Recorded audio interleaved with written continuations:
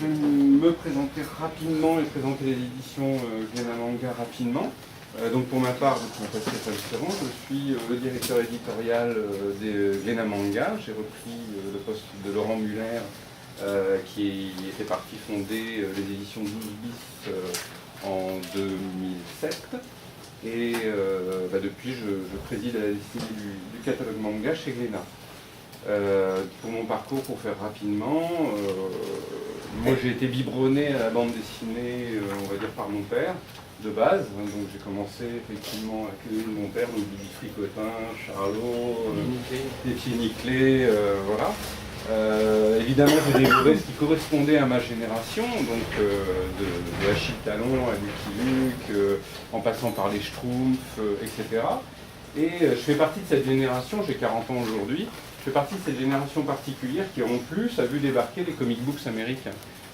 Ma prime adolescence, c'est Strange, c'est Special Strange, c'est Nova, c'est Titan, voilà. C'est déjà l'arrivée d'une bande dessinée étrangère. Je me permets de le mentionner alors qu'on va parler manga parce que finalement on va retrouver énormément de similitudes, à la fois dans le schéma éditorial, dans la manière dont le manga comme le comics s'est positionné sur une génération en particulier, de la manière dont effectivement il a fédéré avant tout les jeunes et surtout les adolescents, et puis parce qu'on a retrouvé, disons, dans le manga la même manière dont le comics avait été à l'époque accueilli en France, que ce soit par les critiques, les parents, etc., avec parfois le même niveau d'incompréhension. J'étais donc libraire spécialisé BD à Tours, à la librairie BD Lire. J'ai été diffuseur BD pour 9e dimension. J'ai travaillé dans la presse également en tant que journaliste et en tant que rédacteur en chef. Donc effectivement sur la BD via le magazine Bashibouzouk, sur le manga via Animeland, animeland.com, puis le Virus Manga, qui est un magazine qu'on avait co-créé avec Sébastien Langevin. On était très contents. 8 numéros, il s'est effondré faute de vente. On a également avec Sébastien Langevin écrit un petit opuscule sur le manga aux Essentiels de Milan. Je le cite parce que l'idée était véritablement là de reprendre le schéma du que sais-je, donc de mettre les choses à plat, un petit peu ce qu'on fait aujourd'hui, et de reprendre les notions une par une, essayer de poser en tout cas une grille et une base. Alors Glénat, effectivement, il faut en dire un mot quand même, parce que c'est l'éditeur historique du manga en France. Il a existé plusieurs tentatives qui ont été faites, diverses et variées, par certains éditeurs dans les années 70, dans les années 80. Albin Michel, par exemple, avait tenté Gen Hiroshima déjà, il sera repris plus tard par Vertige Graphique. Et systématiquement avec un positionnement qui correspondait à la réalité de la bande dessinée d'alors, donc beaucoup plus tourné vers les adultes. Dans les années 80, on est quand même beaucoup plus marqué par Fluide Glacial, Pilote, on sort de Métal Hurlant. La bande dessinée a connu une décennie où elle a complètement évolué vers un public beaucoup plus mature, beaucoup plus adulte.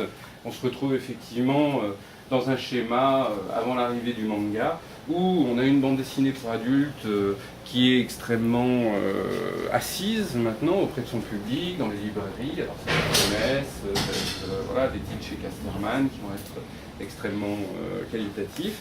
Et puis on a une bande dessinée pour les tout petits toujours, qui se maintient. On a le Bully Bill, on a le Spirou, on a toute une culture du puits quelque part qui reste encore extrêmement ancrée dans le paysage. Mais au-delà de ça, il y a toujours une grande inconnue sur le marché français, ou en tout cas autour de sa production. Cette inconnue, elle concerne le public adolescent. Le public adolescent n'a jamais été considéré par le milieu éditorial comme un public en soi. Si vous voulez, c'est véritablement à partir des années 80 qu'on a véritablement compris que, le public adolescent existait en tant que goût, et il pouvait exister également en tant que marché. Même si ça représente quelque chose de relativement trivial, il y a un moment où les choses elles existent parce qu'on identifie un public qui va pouvoir acheter ce qu'on lui produit, ce qui va lui permettre d'en créer d'autres et de lui proposer encore plus de choses.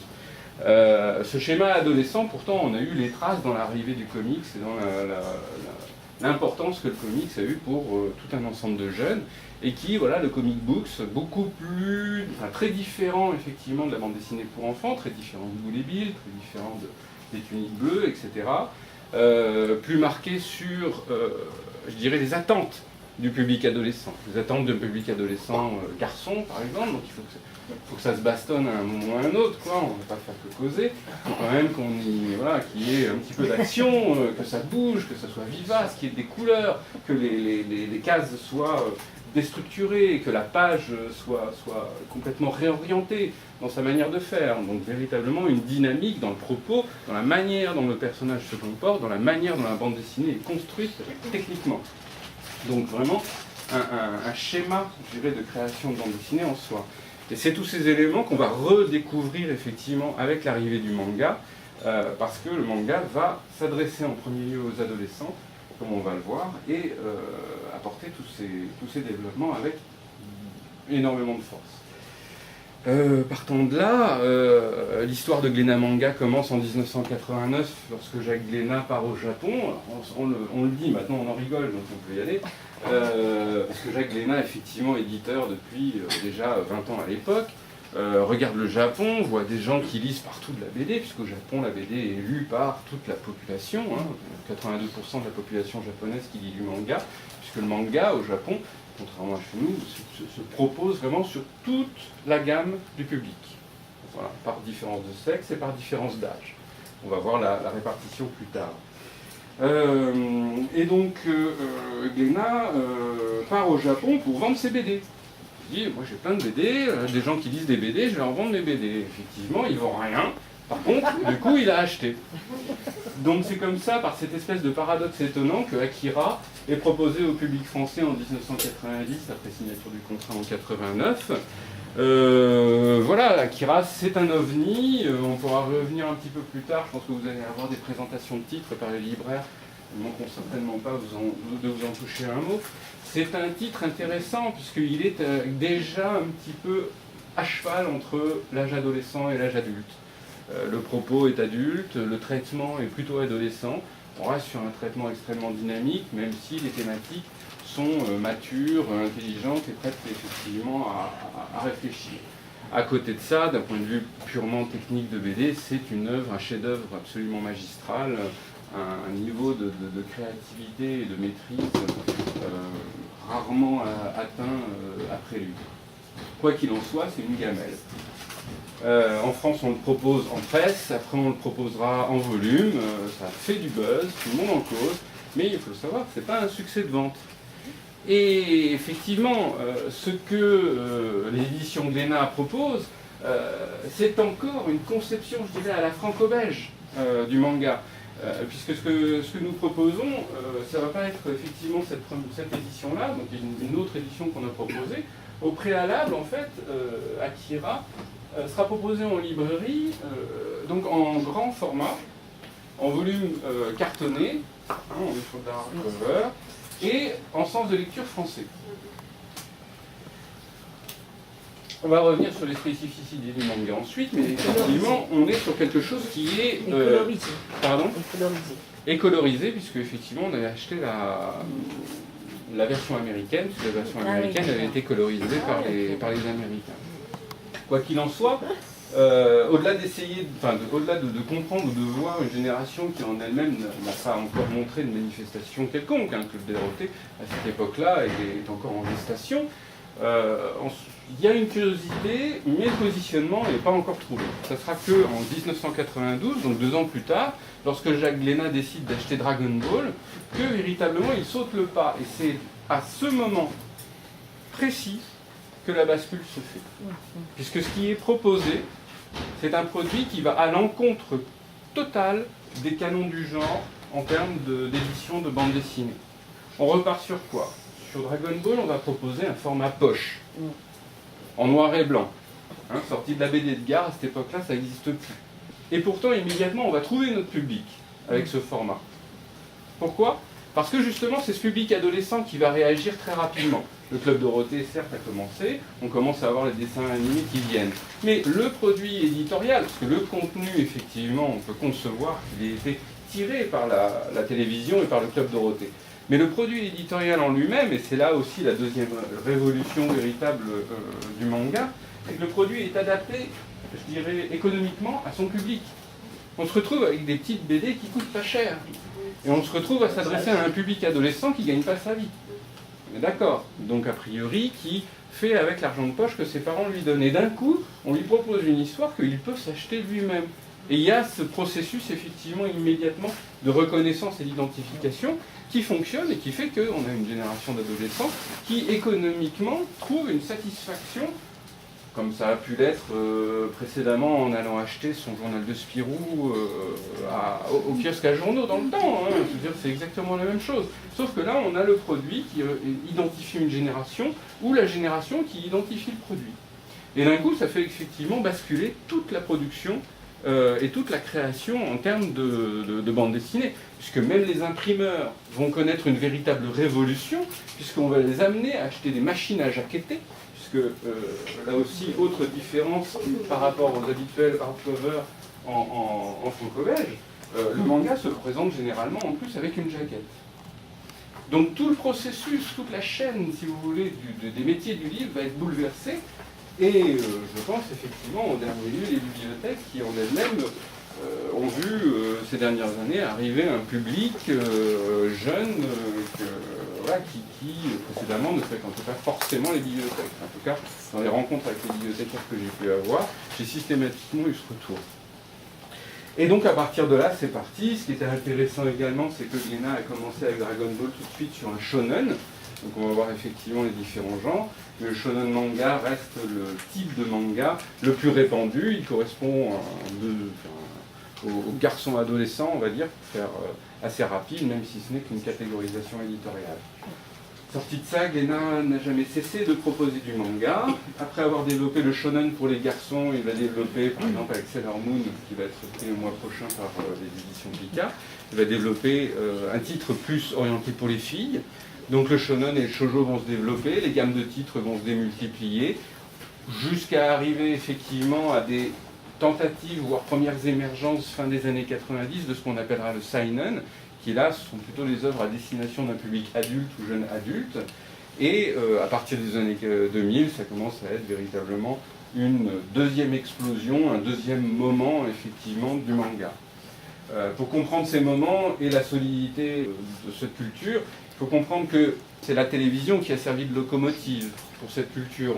Le Club Dorothée nous a permis, mais au même titre que tous les autres, Récréa 2, c'était déjà Candy, j'ai l'habitude de dire, Récréa 2 avait déjà tout inventé, si vous voulez. Dans Récréa 2, vous avez Goldorak, donc type de shonen pour les garçons, robot, baston, basique, Candy, donc pour le shoujo de base, et vous aviez même le seinen, donc pour un public plus adulte, avec Albator, typiquement, qui était infiniment plus sombre, qui était plus difficile, où on tuait, donc les personnages mouraient à l'intérieur d'Albator, donc on était déjà sur quelque chose de plus mature.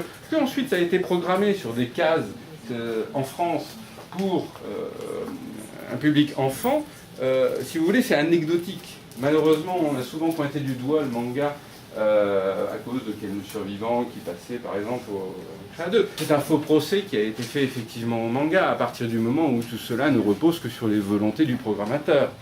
Le Club Dorothée a développé énormément de titres, la télévision via toutes les autres chaînes, France 3 s'y est mis, M6 s'y est mis, enfin tout le monde s'y est mis, et on a longtemps cru que c'était un effet de mode à cause de ça.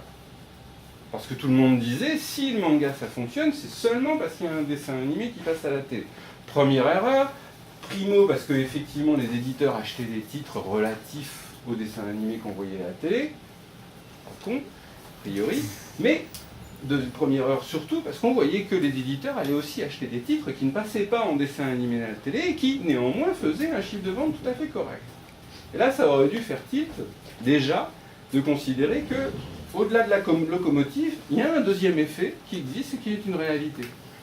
Néanmoins, on restait à cette époque complètement, on va dire, bloqué sur le concept d'un effet de mode, quoi, de quelque chose de passager, ce qui fait que, fin des années 90, la loi des quotas passe, ce qui fait que les dessins animés, je ne vous fais pas toute la loi des quotas, mais on va dire que la conséquence de la loi des quotas fait que l'ensemble des dessins animés japonais disparaissent du paysage culturel français. À partir de là, tout le monde se dit, à plus de dessins animés, à plus manga, parce que à plus public. Comme si le public allait d'un coup disparaître. Et c'est là où, en définitive, la première marque de cette génération s'est posée. C'est que cette génération a continué à réclamer du manga, à continuer à vouloir que les éditeurs éditent du manga. Alors que nous, on a continué, on n'avait pas arrêté. Certains éditeurs ont arrêté, d'autres ont continué. Les principaux aujourd'hui, Kana, Pika, Glénat, sont ceux finalement qui ont tenu ce moment un petit peu difficile et qui ont continué à proposer des titres et ont retrouvé un public autour de ça. Donc, premier élément assez marquant. Le deuxième élément assez marquant et qui est lié fondamentalement à cette culture, à ce public, et il faut vraiment l'intégrer, c'est Internet. 92-93, Internet commence à s'installer en France. En quoi est-ce que ça a changé? C'est un média qui a permis effectivement à toute une génération de pouvoir obtenir des informations gratuitement et venant du Japon même. Le troisième élément, c'est qu'on se retrouve avec un fan qui prend en charge lui-même sa propre passion. Donc les fans réclament, ça c'est le deuxième élément, le premier élément. Le deuxième élément, c'est Internet qui fait que le flux d'informations vient, mais le fan adolescent de surcroît est impatient. Ça fait partie du gène de l'adolescent. Et donc, lui, il veut tout de suite. On se rend compte que tous les gens qui ouvrent un comptoir d'importation vendaient à tour de bras. J'en vendais. Et après, quand j'ai commencé à discuter avec le client, et puis que j'ai compris qu'il y avait une école d'apprentissage du japonais qui s'était ouverte et que tous les cours étaient lardés de gens qui avaient entre 14 et 18 ans, pas plus vieux. Donc là, on s'intéresse à eux, on comprend qu'ils n'apprennent le japonais à cette époque que dans un seul but, lire du manga. On se rend compte, à la fin des années 90, au début des années 2000, qu'il n'y a plus de dessins animés, qu'on a toujours un public, et effectivement que tous les éditeurs qui développent leur collection retrouvent ce public. On n'est pas au niveau d'un effet de mode. On est, et on le comprend immédiatement au début des années 2000, on est dans un effet générationnel. On a une génération qui s'est construite autour de cette identité, de la même manière qu'une génération précédente, ou entre les deux, s'est construite autour d'une passion pour les comics, pour les illustrateurs, tels Frazetta, etc. Voilà, chaque génération a aussi sa propre culture, et j'irais même bien au-delà. Je dirais que d'une manière beaucoup plus globale en tant que politique culturelle, il est assez intéressant de voir que le manga s'est positionné comme la porte d'entrée à toute la culture japonaise et du surcroît asiatique, qui est devenue la deuxième culture d'importation qui se soit imposée en France. Mes parents étaient bercés dans une culture américaine post-Seconde Guerre mondiale. De la même manière, sur cette génération, on a une culture d'importation, puisque au-delà de la porte effectivement du manga, c'est une génération qui se passionne également pour les dessins animés, pour les films japonais. On retrouve tous les éléments constitutifs d'une culture infiniment plus vaste. Et bien entendu, le Japon et toute la culture japonaise qui s'est imposée auprès de cette génération, comme on a pu le voir par exemple dans l'évolution d'un festival comme Japan Expo, qui sur les 5-6 premières éditions était énormément centré sur les cultures traditionnelles japonaises. Donc ça va bien au-delà du manga. Je fais un petit saut de 10 ans pour en arriver aujourd'hui. Aujourd'hui, on est sur un schéma définitivement installé, on va dire. On va compter une quinzaine d'éditeurs réguliers qui proposent du manga. On a ouvert complètement l'éventail des possibilités éditoriales du manga. Et c'est un cas unique dans le monde en tant que territoire d'importation de culture étrangère. Le manga pour les petits, le Kodomo, est publié en France, tout autant que des titres plus difficiles, je dirais plus arty ou plus complexes, aux éditions Matière par exemple, ou chez Cornelius, chez IMHO, typiquement. Donc on a, je dirais, l'underground à la japonaise, qui correspond aussi à un goût qui a été parfaitement formaté par l'époque où l'association Le Cheval sans tête, tout ça, démarre. C'est la magie des années 90. Les mangas arrivent, l'association se lance, le public adolescent est reconnu par des éditeurs comme Delcourt ou Soleil qui commencent à créer des ouvrages de science-fiction, heroic fantasy. Voilà, toutes les années 90 ont, je dirais, reformaté le schéma de la bande dessinée pour donner ce qu'on trouve effectivement aujourd'hui. En 2000, tous les éditeurs en place arrivaient à mettre en place en 2000, donc sur une année, 174 volumes de manga. Tout éditeur, toute série confondue. Au jour d'aujourd'hui, on est véritablement arrivé, enfin on a connu une décennie de progression colossale, avec des progressions à 2 chiffres, pour arriver à une production qui se propose à raison d'environ 1100-1200 volumes différents par an. Donc on a quasiment multiplié par 8 la production en 10 ans. Et on est aujourd'hui à un niveau, je dirais, de stabilité, voire de légère régression du marché. Donc on considère généralement qu'on arrive un petit peu à un plafond, ce qui est une stupidité sans nom, puisque le manga est une lecture générationnelle, donc chaque génération à venir revient vers le manga. Par exemple, Dragon Ball est un exemple parfait pour ça. Voilà. On connaît tous Dragon Ball, d'accord ? Faut quand même se figurer que Dragon Ball a été terminé éditorialement en 98, d'accord ? On est en 2012, donc 14 ans après, et Dragon Ball, dans le top 50 des meilleures ventes de manga en France annuelles, est toujours à la 5e place. Pour un titre qui a été totalement terminé il y a plus de 10 ans. Donc on voit très bien que sur un titre qui a été originellement créé dans les années 80 au Japon, publié dans les années 90 en France, on a toutes 2 générations qui sont passées par là et qui depuis se sont retournées vers Dragon Ball, ont continué à acheter Dragon Ball, etc. Donc au-delà d'un fait générationnel, on est aussi en face d'un fait transgénérationnel, c'est-à-dire qui court sur plusieurs générations, porté diversement par le manga lui-même, par le dessin animé, aujourd'hui et certainement demain par le jeu vidéo, typiquement, mais voilà, qui fait que les titres en eux-mêmes ne périssent pas. Donc les générations reviennent vers les grands shonen d'avant et les grands shonen d'antan.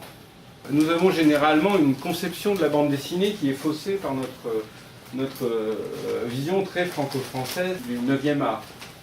Pour nous, la bande dessinée est un art. Pour les Japonais, le manga est une industrie.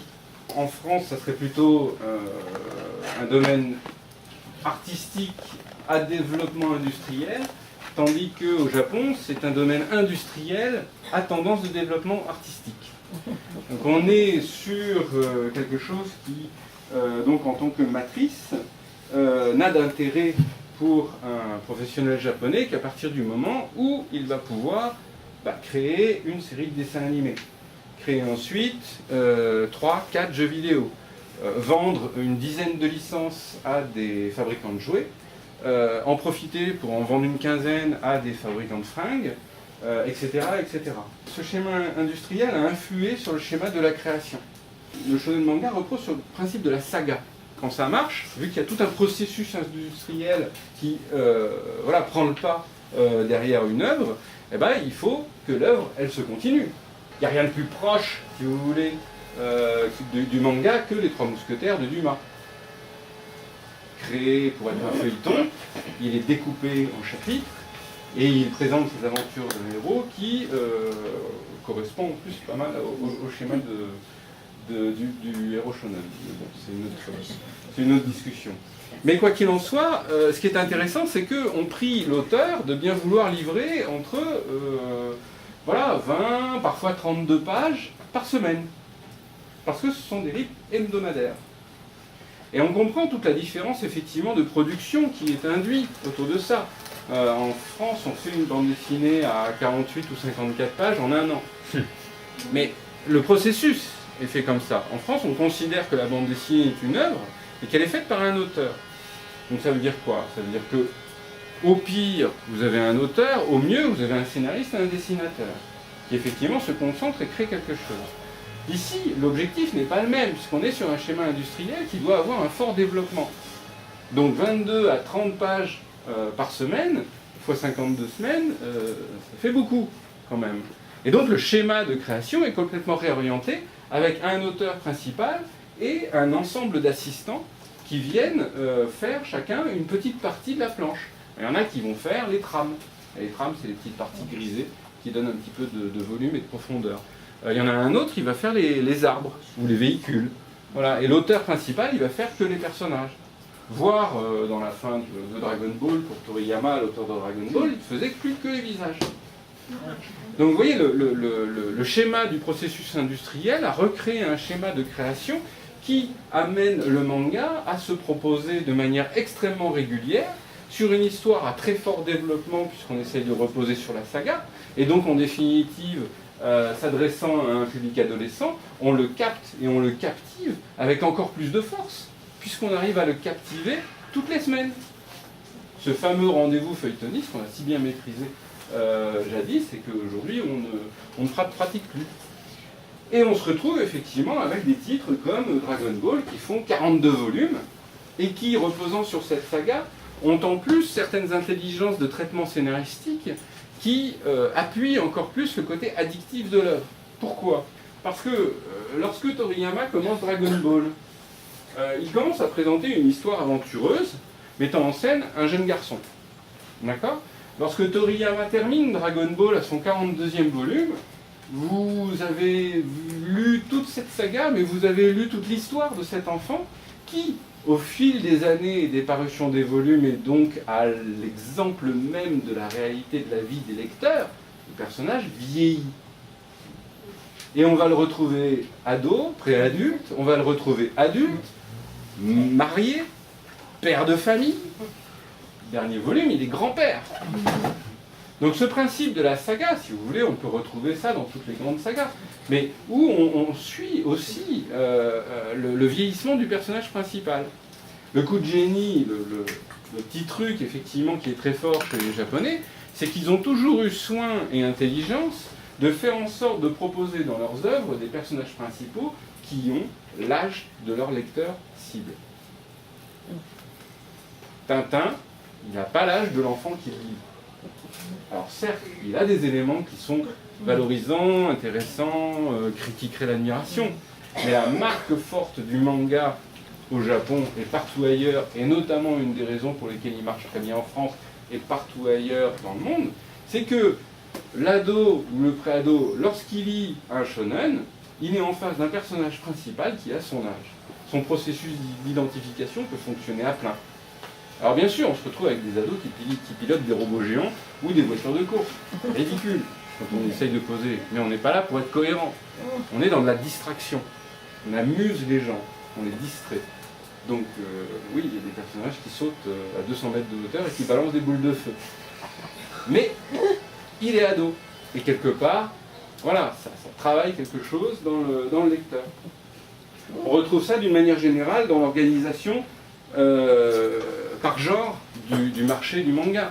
J'ai beaucoup parlé du shonen manga, effectivement, pour les garçons, donc qui repose sur un certain nombre de schémas habituels, donc qui vont sur, j'ai beaucoup parlé de la baston, mais il y a également l'aventure, qui est toujours extrêmement présente, qu'on va retrouver dans One Piece, dans Fairy Tail, par exemple, qui est de bonne facture, qui était la racine même de Dragon Ball, avant que Dragon Ball ne devienne plus que baston.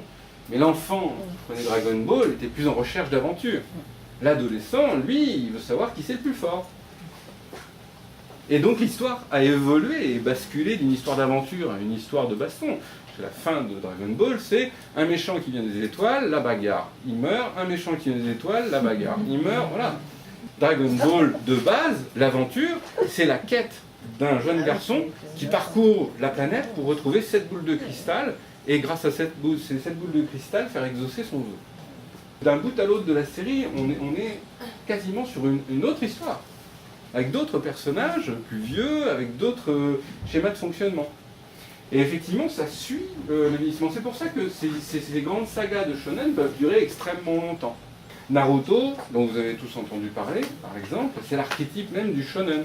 C'est plutôt un shonen baston, puisque ça repose sur des histoires de clans ninja qui s'affrontent.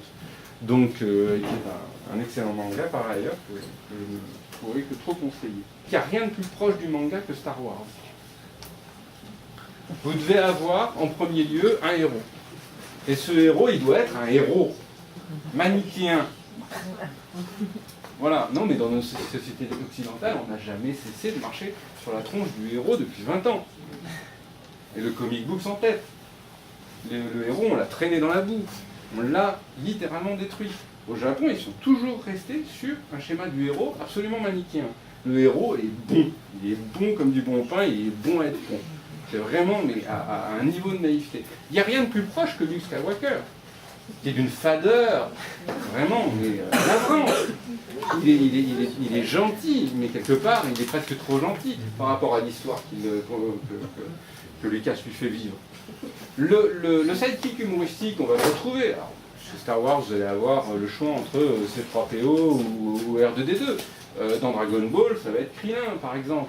Dans One Piece, il y en a 2-3, vous avez Chopper, vous avez Pipo, enfin, vous avez différents personnages de cette manière. Vous avez un peu le bad boy, voilà, le gars, le porteur du charisme, si j'ose dire, le gars qui n'est pas le héros, mais auquel tout le monde aime bien s'identifier, parce que, waouh, qu'est-ce qu'il assure quand même, c'est Yann Solo. Voilà, le petit voyou, mais au grand cœur, quelque part. Bon, ça va être Vegeta, si vous voulez, dans Dragon Ball. Et comme par hasard, c'est toujours le bad boy le plus charismatique et celui qui marque le plus. Qu'est-ce qui marque le plus dans Dragon Ball? C'est pas Son Goku le héros, c'est Vegeta le bad boy, un peu anti-héros. Vous allez retrouver plein d'autres schémas dans le manga. Vous allez avoir le personnage, c'est souvent vous avez un personnage qui est très fort physiquement. Généralement représenté, il fait 3 têtes de plus que le héros, c'est une masse, le machin, c'est un pilier de rugby. Il avance comme ça, il y a toujours ce personnage-là récurrent. On va le retrouver dans le Captain Tsubasa, qu'on a connu en dessin animé sous le titre Olivier Tom, qui reprend ces mêmes schémas. Vous allez avoir le sidekick humoristique, vous allez avoir le gardien de but qui est fait comme une armoire, vous allez avoir énormément de choses. Donc on retrouve tout ça. Dans Star Wars, ça va être Chewbacca, typiquement, qui va représenter dans le groupe la force physique. Vous allez évidemment avoir la marque du charme féminin. Donc il y a toujours une princesse Leia qui traîne à un moment ou à un autre dans l'histoire. Et bien entendu, comme on est dans un shonen, il faut quand même que le personnage féminin soit actif. C'est pas des cruches. Donc ça nourrit l'histoire. De la même manière que la princesse Leia, je dirais à l'encontre de ce que le cinéma américain a pu brader pendant 50 ans, présente un personnage dominant. Il y avait une question, pardon. Non, je disais le personnage féminin, d'où la petite culotte. Il y a toujours une petite culotte qui apparaît dans les shonen aussi. Oui, la petite culotte. C'est une série. Alors, ça c'est intéressant, c'est partie des archétypes, des choses qui ont toujours énormément ému le public. À l'époque, ça faisait pas rire du tout. À l'époque, il y avait énormément de critiques qui pouvaient être posées sur le niveau de violence ou le niveau d'érotisme de certains titres, sans pour autant avoir jamais l'honnêteté de se poser la question de savoir si ce titre se positionnait pour le public auquel on l'a destiné in fine. Puisque le manga demeure une bande dessinée japonaise faite pour des Japonais. Alors, notre schéma, si vous voulez, de valeurs judéo-chrétiennes, qui vient s'entrechoquer avec le shinto-bouddhisme, qui n'a rien à taper de ce genre de choses. Enfin, je veux dire, c'est assez clair. Moi, je discutais à l'époque avec quelques-uns de mes correspondants, et je leur disais, une petite culotte, Dragon Ball, c'est le feu en France, et les gens, les Japonais, ils ouvraient des regards, mais des yeux comme ça, en me regardant comme si j'étais un débile mental, en me disant, mais en France, ils sont au courant que c'est de la BD, que c'est juste de la BD, c'est des dessins. Le monsieur, il saute pas à 200 mètres de haut. Et il lance pas une boule de feu avec ses mains en hurlant Kamehameha. Non. Mais oui, mais cette incompréhension dans les yeux de mon interlocuteur était, à mon avis, puissamment honnête. En premier lieu, parce que n'oublions pas que manga n'est qu'un mot, qui signifie certes bande dessinée, mais qui étymologiquement est formé de 2 idéogrammes chinois, qui man et ga. Le ga, donc, c'est l'image. Et man, ce qui veut dire sans conséquence, irresponsable, mais c'est une mauvaise interprétation de man. Mais plutôt sans conséquence, innocente. Enfin, c'était Okusai qui avait défini en fait ce terme pour caractériser les petits croquis qu'il faisait sur ses carnets de travail. Pas son travail d'estampe, mais vraiment les petits croquis. Et il disait c'est mon manga. Donc c'est des essais, c'est des petites choses sans conséquence, des choses comme ça. Donc même dans le mot même, en japonais, le lecteur japonais intègre la notion que ce qu'il va lire, c'est du flan. C'est fait pour le faire rigoler. Le shonen est aussi une œuvre qui est taillée pour son public, taillée sur mesure, donc avec une histoire des personnages qui correspondent exactement au type de lecteur qui est ciblé. Et ben le shoujo, c'est la même chose, mais pour les jeunes filles. Et l'éditeur japonais identifie effectivement son lectorat féminin, adolescent, autour d'un certain nombre de données qui, de la même manière, sont formelles. Donc ça va être déstructurer la planche pour avoir parfois des cases non liées les unes aux autres, voire des dessins hors cases, voire carrément à fond perdu. Beaucoup de lumière, de petites étoiles, de bulles, de froufrous un petit peu partout, donc ils viennent habiller. Il faut systématiquement avoir un assistant uniquement spécialisé dans les chevelures, et généralement il y en a un deuxième pour les vêtements, et le travail de la chevelure et du vêtement est absolument fondamental dans le shoujo manga.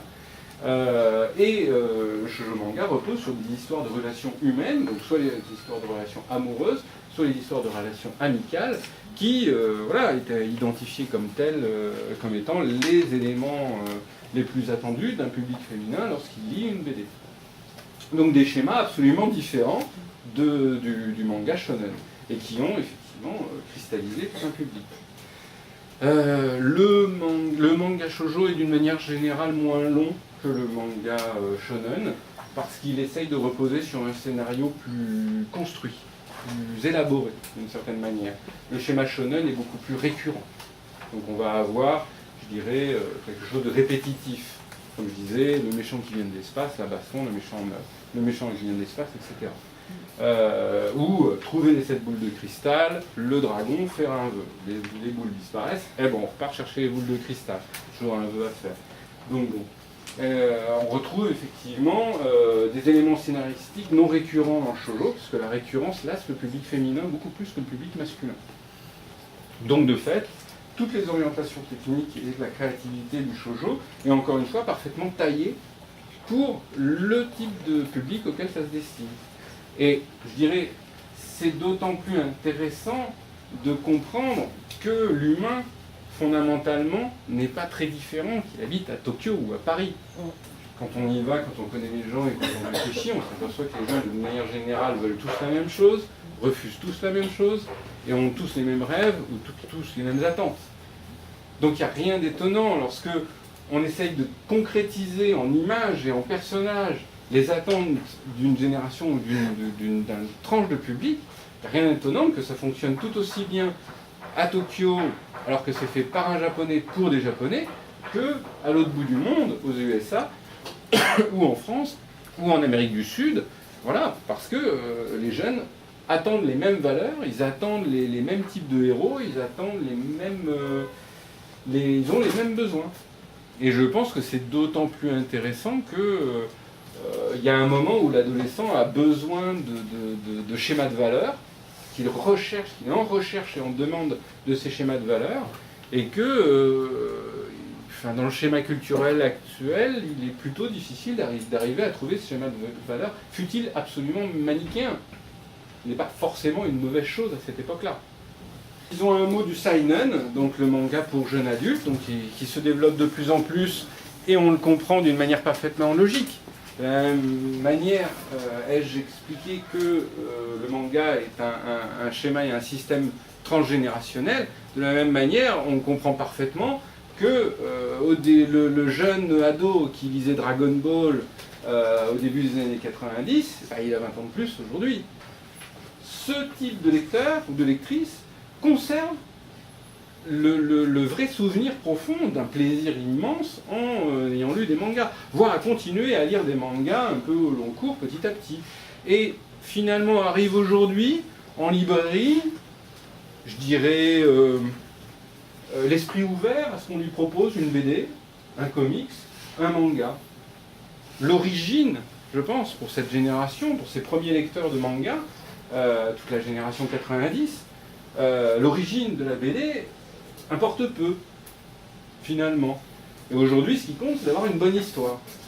Et le seinen manga, donc manga pour jeunes adultes, en lui-même est plus amené à être travaillé sur, dans l'abandon, je dirais, des fameuses grilles de lecture dont je vous ai parlé pour le shonen et le shoujo.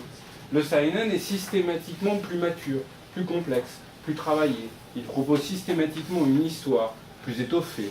Les personnages ne sont plus manichéens. Le héros parfois est assez abîmé. C'est là où on va trouver aussi des œuvres intéressantes sur la société japonaise. Des œuvres qui vont avoir à revendiquer. Et c'est là où on a cette industrie qui, au Japon, parce que c'est exactement le même schéma au Japon, hein, faut voir que cette industrie qui glisse petit à petit vers le culturel. Mais oui, je disais, au Japon, c'est la même chose. Hein, l'explosion shonen, shoujo, portée par cette industrie de la matrice, c'est les années 70-80 au Japon. Donc c'est pareil, les lecteurs japonais qui avaient 10 ans en 70-80, ben, ils sont adultes à l'entrée des années 2000 et ils veulent lire autre chose. Donc on a un petit décalage évidemment, puisqu'on fait de l'achat de droit, mais basiquement c'est la même chose au Japon, c'est la même chose en France, c'est la même chose partout. Et donc là on va avoir des œuvres qui vont être plus rudes, comme Berserk par exemple, qui va être assez sombre, Heroic Fantasy, gros monstres, vilain monsieur, tout ça, enfin bon, des choses plus violentes ou des choses plus complexes. On avait sorti Ultra Heaven par exemple, un très beau dessin, et qui a un propos assez fascinant, tourné vers une société du futur où la drogue est légale et vendue dans des bars à drogue, et où la société utilise cette légalisation de la drogue pour tenir le peuple. Donc en lui organisant son trip d'une certaine manière. C'est un propos qui est intéressant, d'autant plus quand on connaît après un petit peu le Japon et ses complexités. On va avoir des titres aujourd'hui qui sont de plus en plus ouverts. Je vais en citer un parce que c'est assez marquant, c'est un titre que j'ai eu l'opportunité effectivement d'éditer qui s'appelle Les Gouttes de Dieu. Vous avez peut-être entendu parler. Mais Les Gouttes de Dieu, quand j'ai choisi de l'acheter, j'ai vraiment pris un pari qui était un pari purement éditorial, puisque je pensais que le développement d'un public adulte amènerait systématiquement une ouverture au niveau d'un plus large public que le simple public manga. Parce que certes, on part d'une bande dessinée qui est, on va dire, générationnelle, donc je dirais un petit peu ghettoisée, comme toute culture adolescente s'auto-ghettoise. C'est à nous, c'est notre, voilà, c'est un truc clanique. Bon. Et puis la génération suivante fait voler en état le machin avec sa propre culture. Et en définitive, le seinen manga ouvre des opportunités d'ouverture qui sont largement plus intéressantes pour essayer d'amener un lecteur non lecteur de manga à s'intéresser éventuellement à ce titre. C'est exactement ce qui, pour moi, a fait le succès des Gouttes de Dieu. C'est ce qui fait, à mon avis, le succès d'un excellent titre qui s'appelle Bride Story, par exemple. C'est ce qui fait le succès d'un titre qui s'appelle Jésus et Bouddha, qui est extrêmement intéressant. Vous avez sans doute entendu parler de Thermae Romae également, qui est plus anecdotique, on va dire, mais qui est amusant. Je ne saurais que trop vous conseiller Billy Bat, chez Pika, qui est extraordinaire, qui est tout amateur de bande dessinée, fut-il ignorant complet en bande dessinée étrangère, ne peut qu'être fasciné par le scénario qui a été posé sur le premier volume de Billy Bat. C'est remarquable. C'est remarquable. On l'a eu précédemment, Monster, 20th Century Boys, tout un ensemble de titres de cette manière qui se sont positionnés d'une manière infiniment plus large. On entre donc aujourd'hui, et je pense qu'au-delà du jeune que vous voyez arriver régulièrement en bibliothèque, vous allez voir arriver des jeunes adultes et des adultes, auxquels vous allez pouvoir présenter un titre manga sans vous faire jeter. Et où, bon, c'est vrai, ça fait longtemps que je veux jeter un œil, je vais peut-être regarder, etc. Un mot intéressant pour arriver à comprendre l'engouement et la différence qu'il peut y avoir entre le manga et la bande dessinée franco-belge tient à la narration. Et ça, c'est vraiment toute la différence. Le manga, encore une fois, centré sur son lecteur, essaye d'intégrer ses sens. Et donc pour intégrer ces sens, ils essayent de faire en sorte que la narration, donc la mise en ordre des images les unes avec les autres, crée de la sensation. C'est pour ça par exemple que la bande dessinée franco-belge, typiquement, qui est beaucoup plus observable, si j'ose dire, repose sur l'ellipse en termes de narration. Hein, vous avez le professeur Mortimer, première case, qui décroche un crochet fulgurant à la pointe du menton du colonel Ulrich. Deuxième case, le colonel Ulrich se retrouve les quatre fers en l'air dans l'armoire normande. Voilà, ça c'est une ellipse. Et le cerveau donc en tradition occidentale, Voilà. recrée tout le schéma de ce qui s'est passé entre les deux cases. Au Japon, dans le manga, tout ce qui s'est passé entre les deux cases, on vous le montre, on vous le raconte et on vous le fait ressentir. Et c'est quasiment du image par image. Je veux dire, le plus marquant là-dessus, c'est quand on touche au manga de sport. Je veux dire, jamais un mec n'a mis autant de temps pour taper un ballon. Bah, c'est vrai, on va avoir 3-4 cases, mais qu'est-ce qui se passe 3-4 pages, pardon, mais qu'est-ce qui se passe dans ces pages? Il arme son pied, il va tirer, et d'un coup on va avoir un focus sur le gardien adverse qui a tout de suite la petite goutte de sueur qui commence à flipper. Immédiatement on va switcher sur une case où on va voir le coach qui d'un coup retient sa respiration parce qu'on est à 3 secondes de la fin du match, qui va peut-être tirer le ballon de la gagne. D'un coup, on va switcher ensuite sur la petite copine du héros qui est là et qui espère qu'il ne va pas s'arracher les ligaments du genou parce qu'il s'est déjà tordu le genou au match d'avant et blablabla, etc. On vous fait vivre de l'intensité, on vous fait vivre les sentiments des autres personnages et on vous allonge. L'élongation en termes de narration sert à ça, sert à insérer à l'intérieur de la narration un maximum de sentiments, un maximum de changements de point de vue. Et c'est ça qui crée aussi un côté extrêmement addictif dans le manga, c'est ça qui crée aussi le fait que le manga c'est du 192 pages, c'est ça qui fait aussi qu'un auteur peut livrer 32 pages par semaine, parce que 32 pages pour lui, peut-être que c'est 2 actions, à tout casser. Et voilà comment est-ce que tout ça en fait fonctionne. Donc c'est aussi une différence, c'est pas pour dire que c'est plus efficace ou meilleur que la narration française. Je n'oppose pas les BD, ça n'a aucun sens de les opposer. Elles ne sont pas faites de la même manière, pas pour les mêmes personnes et pas en même temps.